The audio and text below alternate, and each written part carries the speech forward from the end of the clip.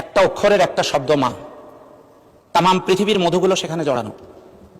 এই সংসদে এমন অনেকেই আছেন যাদের মা নেই, আমারও মা নেই। মাননীয় স্পিকার, সংসদে আসার সময় একজন শিক্ষক আমাকে ফোন দিয়েছিলেন, তিনি তার মায়ের চিকিৎসা করতে পারছেন না। আমার প্রশ্ন হলো, সরকারি চাকরিজীবীদের প্রত্যেক মাসেই যদি 1-2 তারিখের মধ্যে বেতনের প্রয়োজন হয় আমরা দিয়ে থাকি।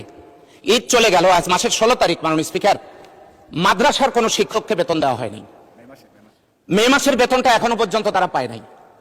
তো আমার প্রশ্ন হলো যে যদি আমরা বেতন দেই, এটা মাসের শুরুতে দিলে তো তারা উপকৃত হতে পারে। আমার শেষ কথা, আমার মা নেই, ওই লোকটার মা দুনিয়াতে থাকবে না, কেউই থাকবে না, কিন্তু এই লোকটা যেন এই সান্ত্বনা পেতে পারে যে আমি আমার মায়ের চিকিৎসা করতে পেরেছিলাম।